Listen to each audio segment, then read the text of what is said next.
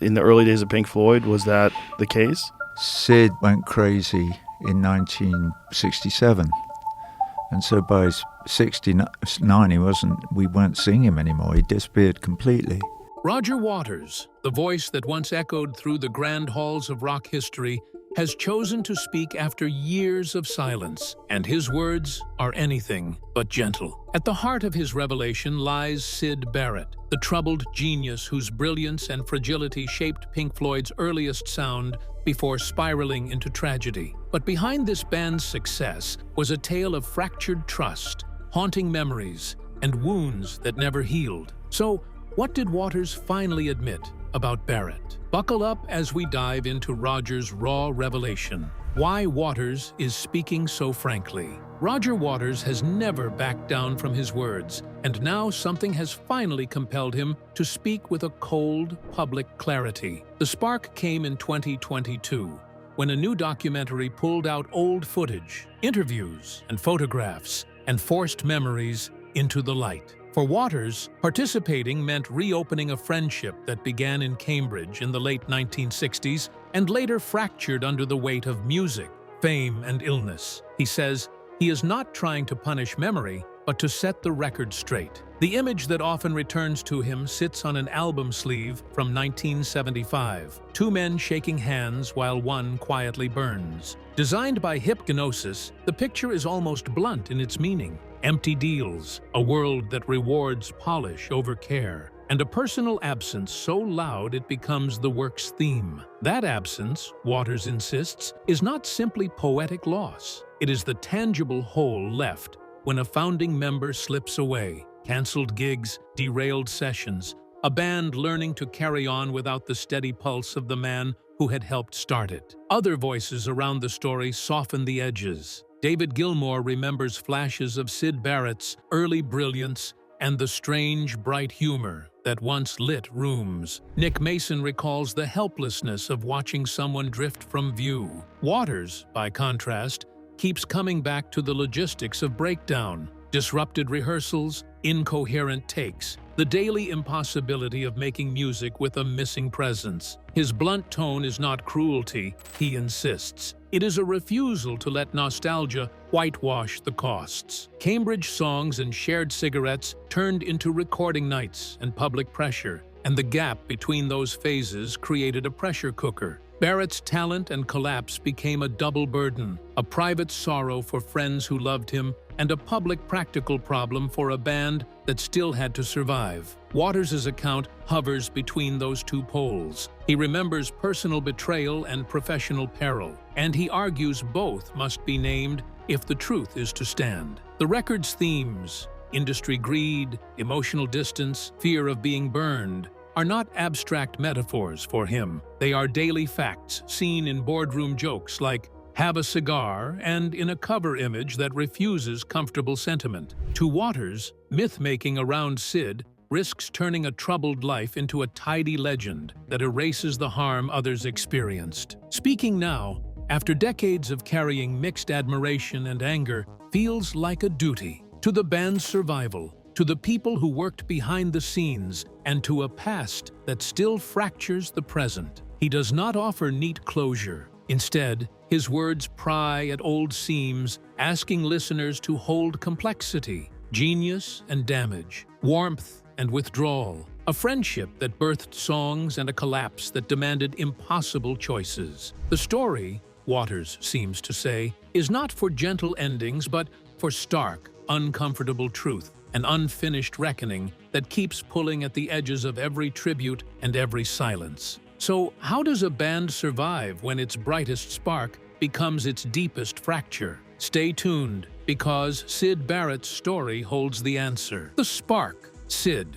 as architect of early Pink Floyd. Before the name Pink Floyd became synonymous with sprawling concept albums and stadium-filling anthems, it was a much smaller, stranger experiment born in the London underground scene. At the heart of that experiment stood Syd Barrett. He was more than a guitarist or a singer. He was the nucleus around which the entire early identity of the band formed. The other members, Roger Waters, Richard Wright, and Nick Mason, were talented, but it was Barrett's vision that shaped them into something unique, at a time when most groups were still trying to mimic the Beatles or the Rolling Stones. Barrett's gift was not just musical, it was conceptual. He had an uncanny ability to blend whimsical English storytelling with the surreal energy of psychedelia. Songs like Arnold Lane, about a man stealing women's clothes from washing lines, or See Emily Play, captured something eccentric and unmistakably original. They were pop songs in structure, but infused with an oddness that set them apart from the polished sounds dominating radio.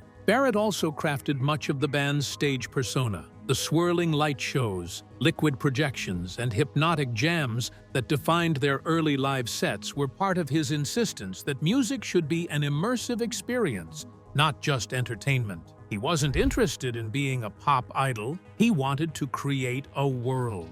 Pink Floyd's first album, The Piper at the Gates of Dawn, in 1967, is often described as the only true Barrett record, and for good reason. Nearly every track bears his stamp: quirky lyrics, jangly riffs, and an exploratory sense of rhythm that mirrored the counterculture's experimental ethos. The record stood alongside the Beatles' Sgt. Pepper's Lonely Hearts Club Band as a milestone of the psychedelic era. Yet, while the Beatles were orchestrated and meticulous, Barrett's vision was loose, dreamlike, and unpredictable. It was this unpredictability that drew crowds to see Pink Floyd in their earliest days, huddled in smoke-filled clubs like UFO or Middle Earth in London. But brilliance carried its own shadow. Barrett's creativity was boundless, yet it also seemed fragile, as if it depended on a delicate balance that fame began to upset. The pressures of sudden recognition, endless gigging, and the swirl of London's psychedelic scene began to stretch him thin. His drug use, particularly LSD, magnified both his creativity and his instability. Those closest to him started noticing erratic behavior, even as the band's star rose. One night, he could command the stage with magnetic intensity. The next, he could barely strum a chord. In hindsight, it is clear that Barrett was both the architect and the fault line of Pink Floyd. He built their aesthetic and their sound from the ground up, giving them an identity that set them apart in a crowded musical landscape. But the same intensity that fueled that spark also carried the seeds of collapse. Roger Waters later admitted that the band would never have existed without Syd, but he also recognized that they could not have survived with him at the helm for long. That contradiction, Syd as both the origin and the undoing, defines his legacy in the story of Pink Floyd. But what happens when the spark that creates a band also threatens to destroy it? Keep watching, because Syd Barrett's fall pushed Pink Floyd to the edge. When genius turned chaotic. If Syd Barrett had once been the spark that lit Pink Floyd, by late 1967, that fire had started to burn uncontrollably. What had first looked like eccentricity quickly slid into patterns of behavior that baffled his bandmates and made working with him an exhausting gamble. Barrett's unpredictability wasn't just about missed notes or creative disagreements, it became a total breakdown of reliability, a chaos that spilled into every rehearsal, recording session, and live performance. One of the earliest signs came during concerts. Pink Floyd had built its reputation on extended improvisations, where each member had to listen and respond in real time. Barrett, however, began drifting off into unstructured strumming, sometimes hammering one chord repeatedly, sometimes refusing to play at all. At times, he would stand motionless on stage, guitar hanging at his side, staring blankly into the crowd as the rest of the band tried to hold the performance together. For a group whose identity relied so heavily on cohesion, these moments weren't just embarrassing, they were unsustainable. Recording sessions soon mirrored the chaos of the stage. Producers recalled Barrett arriving with half-formed songs that would shift wildly from take to take. Some days, he would bring a sudden flash of brilliance. On others, he seemed unreachable, detached, or deliberately sabotaging the process. A particularly infamous incident involved Barrett bringing in Have You Got It Yet?, a song he introduced to the band during rehearsal. At first, it seemed like another of his quirky experiments, but each time the band tried to follow along, Barrett would change the chords or structure, making it impossible for anyone to keep up. Eventually, they realized the title was the punchline. No one could get it, because the song itself was a moving target. To Waters and the others, it wasn't clever satire, but a cruel reminder that collaboration with Syd had become futile. These episodes weren't isolated frustrations, they accumulated into a crushing pattern. Concert promoters grew wary as the band's reputation suffered. Journalists, once intrigued by Barrett's charisma, began writing about his erratic presence instead of his creativity. Behind closed doors, the strain grew unbearable. The members of Pink Floyd were still young, barely in their 20s, yet they were being forced to manage what felt like an impossible situation: how to preserve their friendship while keeping the band afloat. Roger Waters admitted the breaking point wasn't patience, but survival. A band relies on trust, that songs will hold, that each member carries his part. With Syd, that trust collapsed. Instead of guiding, he pulled them into chaos, forcing the others to improvise survival every night. What stung most was that the chaos didn't erase Barrett's genius. It ran alongside it. On rare nights, he could still deliver moments of brilliance that reminded everyone why they had followed him in the first place. But those flashes grew rarer, buried under long stretches of silence, erratic outbursts, or unplayable material. To his bandmates, it felt like trying to build on quicksand. By the end of 1967, the reality had set in. The band couldn't rely on its architect anymore. Genius had turned chaotic, and the center was no longer holding. The break and the Gilmour shift. By early 1968, Pink Floyd stood at a crossroads that no young band ever expects to face. Whether to abandon its founding visionary or risk collapse in the hope that things might improve. The previous months had been marked by missed gigs, half-finished recordings, and growing unease from managers and promoters. What had once been whispers among the group, "What do we do about Syd?" hardened into an unavoidable decision. The solution at first wasn't presented as a replacement, but as reinforcement. Entered David Gilmour, another Cambridge musician who already knew Barrett well. Gilmour's reputation was built on reliability, precision, and a calm stage presence, the very qualities that Barrett was losing.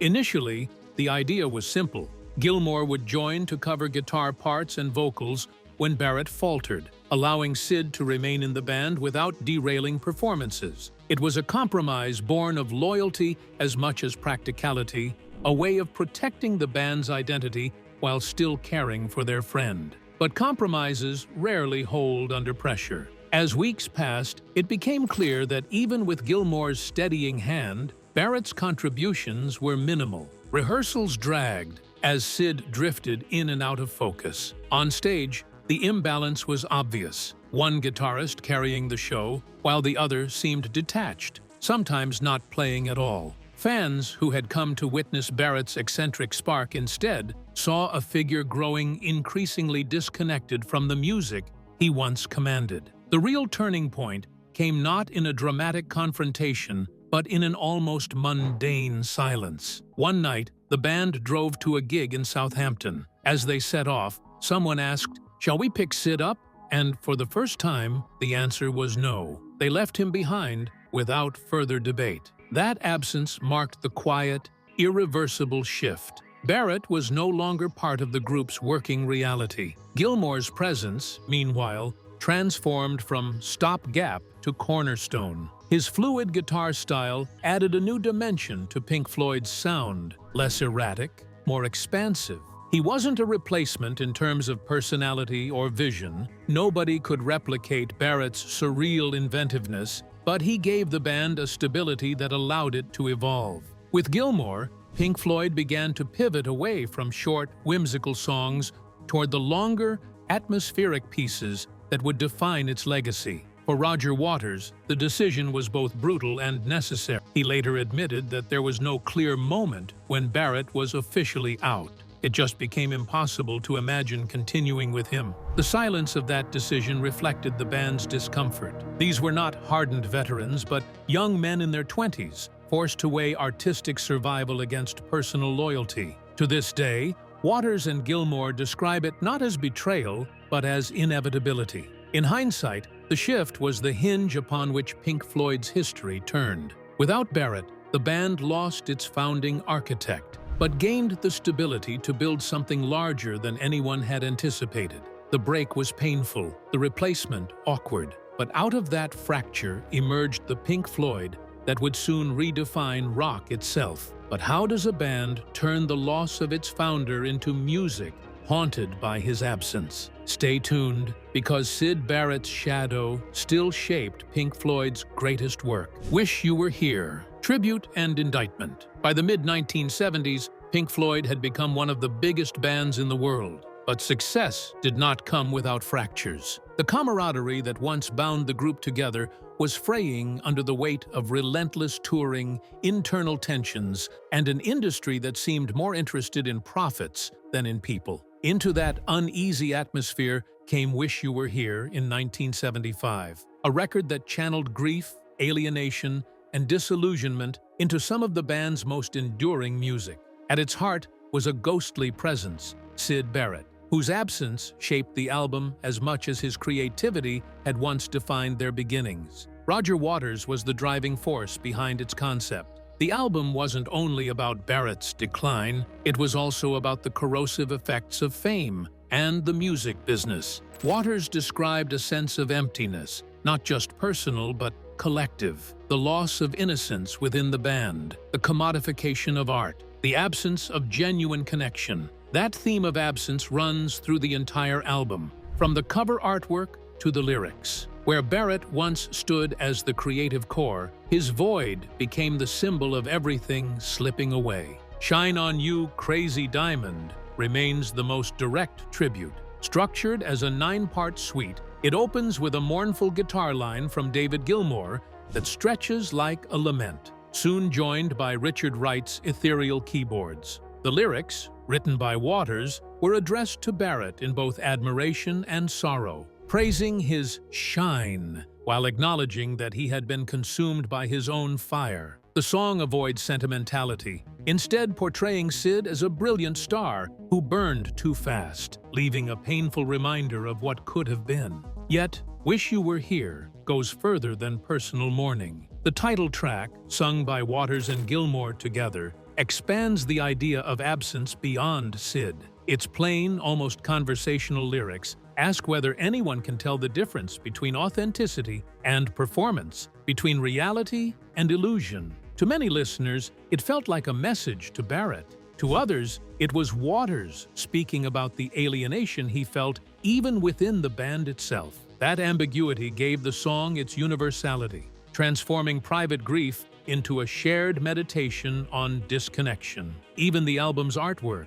designed by Hypnosis, reinforced the themes. The cover image of two businessmen shaking hands, one engulfed in flames, was a visual metaphor for insincerity and exploitation in the music industry. The photographs of faceless men and absent figures scattered through the album sleeve echoed the very notion of presence slipping into nothingness. Everything about the record, from music to imagery, formed a cohesive statement, a band reflecting on its own unease, mourning its missing friend, and critiquing the machinery that had commodified them. Though Wish You Were Here is often romanticized as a love letter to Syd Barrett, Waters' framing makes it more complex. It is simultaneously a tribute and an indictment, acknowledging the brilliance of a lost companion while condemning the structures that contributed to his unraveling and their own disillusionment. The album endures because it captures that tension,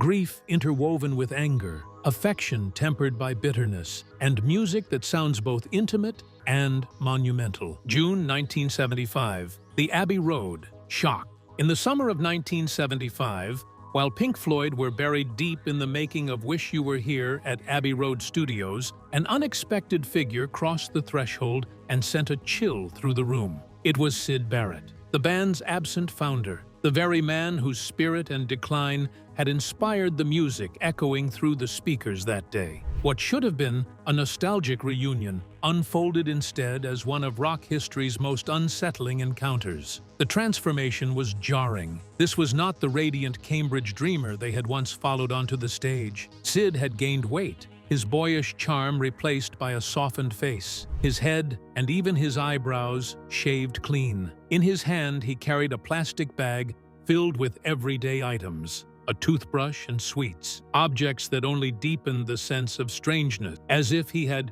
stumbled in from another world, unaware of the storm his presence had stirred. Roger Waters at first assumed he was a studio worker. Only when recognition hit did emotion overcome him. Tears welled and silence spread across the room. The timing made it even more surreal. The band was in the middle of working on Shine On You Crazy Diamond, the 9-part suite, written as both tribute and lament to Barrett himself. To see him standing there as they played his eulogy gave the moment an almost supernatural weight, as though he had stepped into a song meant to remember him while he was still alive. Richard Wright reportedly broke down in tears, David Gilmour froze, and even Waters, rarely shaken, found himself disarmed. Yet, while the band sat in shock, Syd appeared curiously detached. When asked for his thoughts on the track, his response was clipped, calling it a bit old. It was not bitterness or wit, just a distance, as though the music no longer spoke to him at all.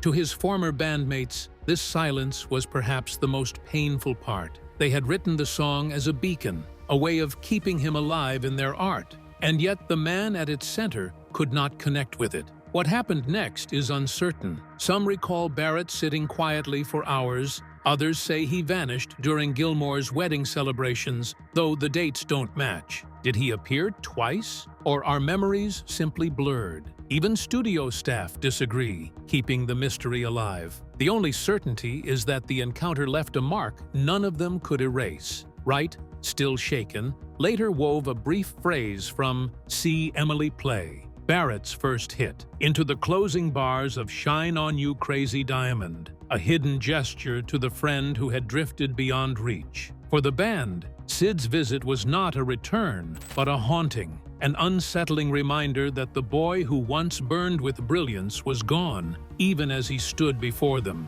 Years later, Waters recalled another fleeting moment, spotting Barrett in Harrods, browsing for sweets. This time, no words passed between them. Syd simply turned and walked away. It was the last trace of contact before his quiet life in seclusion, and his death in 2006. Strangely, the date fell on July 7th, the same date as Gilmour's wedding decades earlier. A coincidence, perhaps, but for those who lived that eerie day at Abbey Road, it was another reminder of how Barrett's presence lingered like a ghost, forever blurring the line between memory and myth. But how do you follow the ghost of a lost friend with the weight of a masterpiece that defined an era? Keep watching to find out. Waters' hard truths and why they sting with the dark side of the moon. In 1973, Pink Floyd reached a level of success few bands ever touch. It was an album that spoke of madness, mortality, fear,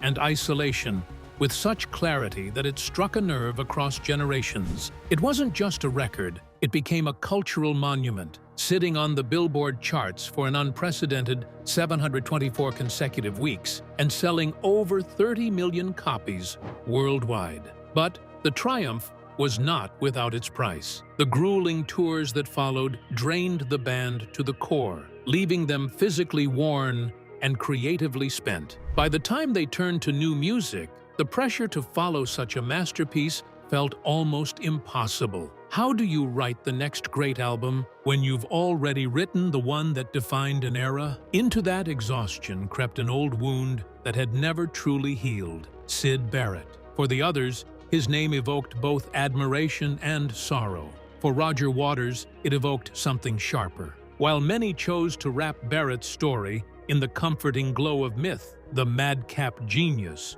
who burned too brightly, Waters could never see it that way. He refused to reduce the past to legend. To him, the truth mattered more than sentiment, and the truth was far from poetic.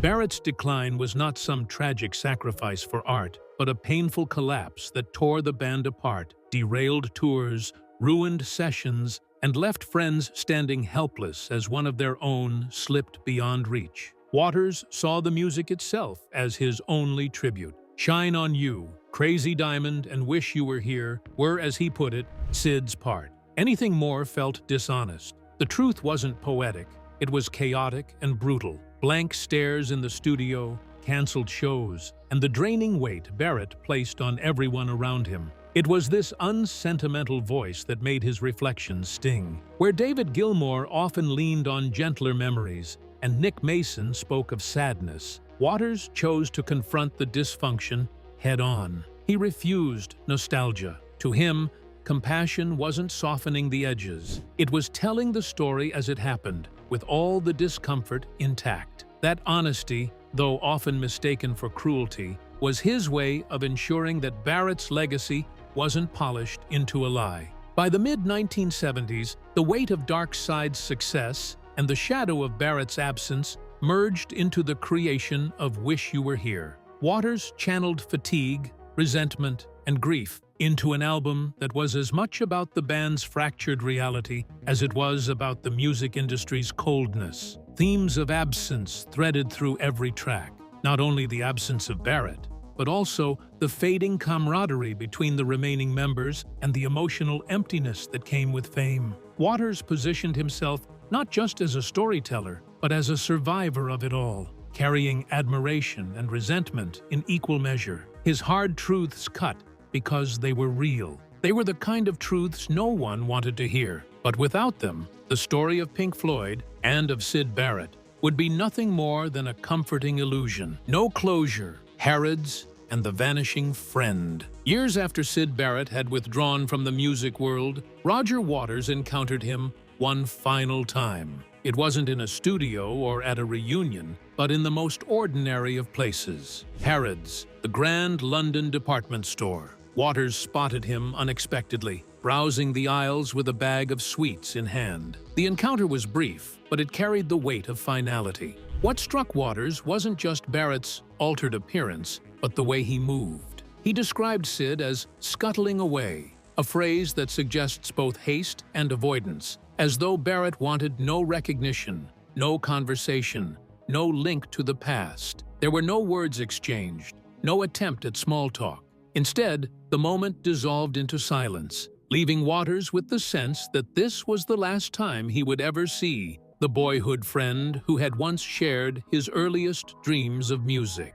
That silence is what continues to haunt Waters. Unlike the abrupt break in 1968, which was at least tied to practical necessity, this fleeting sighting carried the sting of unfinished business. There was no chance to ask questions, no opportunity to offer comfort, no goodbye that could soften the years of distance. Barrett's retreat into anonymity meant that all Waters was left with was an image. A man clutching sweets, slipping wordlessly into the crowd, a ghost of what he had been. For Waters, the Harrods encounter symbolized the absence that defined Barrett's later life. He was alive, visible, but unreachable. That quiet estrangement carried more weight than any dramatic ending could have. In its own way, it was final, an ending without closure, a memory that still lingers like a wound that never truly heals. But how do you reconcile a silent goodbye with a legend built on myth? Stay tuned,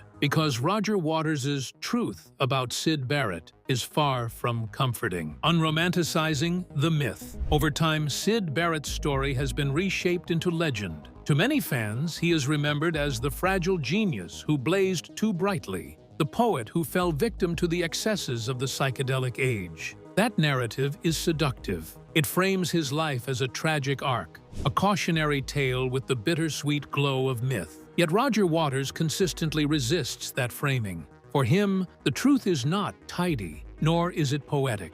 It is difficult, messy, and painful. Waters has often argued that celebrating Barrett without acknowledging the damage he caused to himself and to those closest to him turns tragedy into fantasy. He refuses to endorse the idea of Barrett as a martyr for art, pointing instead to the harsh realities, missed shows, abandoned songs, fractured friendships, and the emotional toll on a band struggling to survive. In Waters' eyes, to romanticize those years is to erase the suffering that came with them. This perspective forces a more complex understanding of Barrett's legacy. His art remains extraordinary, his lyrics playful yet unsettling, his vision bold enough to redefine what rock music could be. But alongside that brilliance lies the wreckage, a man who lost his grip on the very talent that set him apart, and a group of young musicians forced into impossible decisions. Waters insists that both sides of the story must be held together.